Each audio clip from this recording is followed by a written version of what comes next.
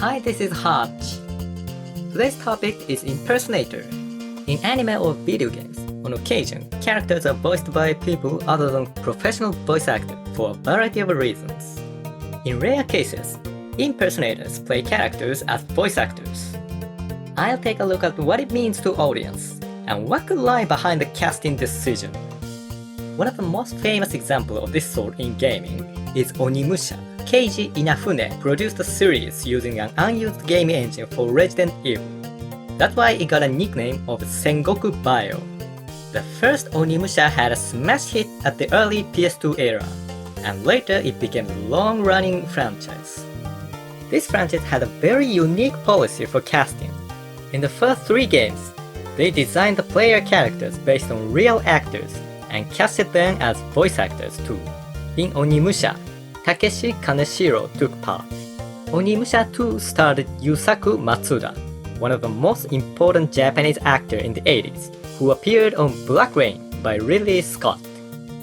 And you see Jean Reno in Onimusha 3, although it's only a fraction of the whole game where he himself speaks, and mostly his voice was dubbed in. One very unusual thing is that Yusaku had already been dead when the game came out, so they casted an impersonator for player character's voice. But it doesn't seem a best decision for the best quality. An impersonator isn't necessarily a good actor, so you could say they made a compromise in terms of skill of acting. They could have employed other voice actors, but they stuck to the near original voice. What dynamic can be behind it? In my opinion, it's mostly about image. Changing a character's voice is always a tough decision. When it must be done, the successor is usually other voice actors who have similar voice so as to minimize the effect on the image of the character. When it comes to a long-running franchise, it's even more sensitive. We got 2 good examples, Doraemon and Lupin III.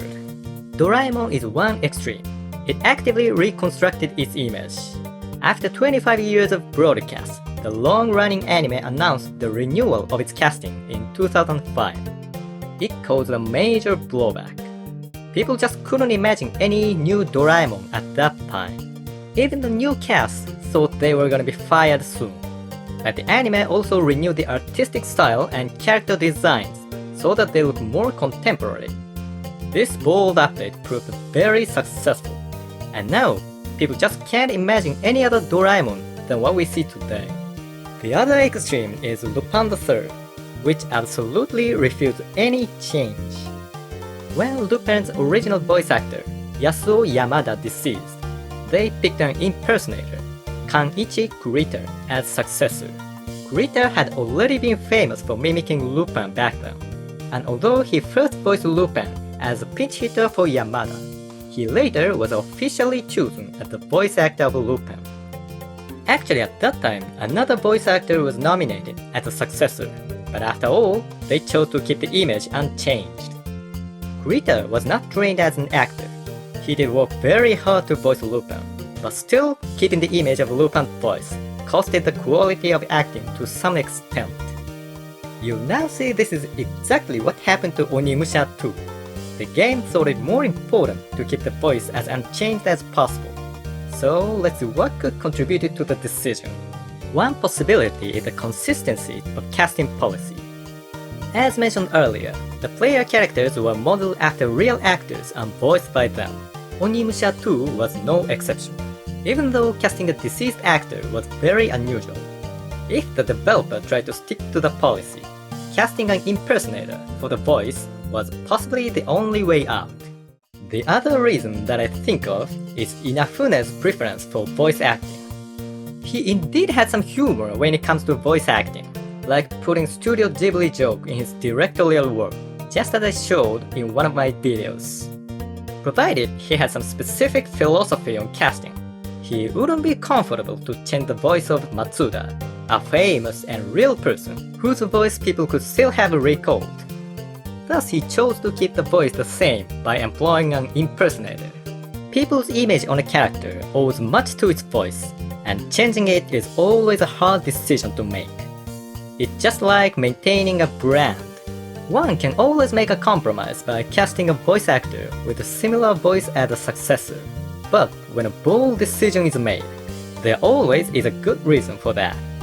In the case of Onimusha, in my opinion, it was Inafune's philosophy in part. Before finishing this video, I have a question for you.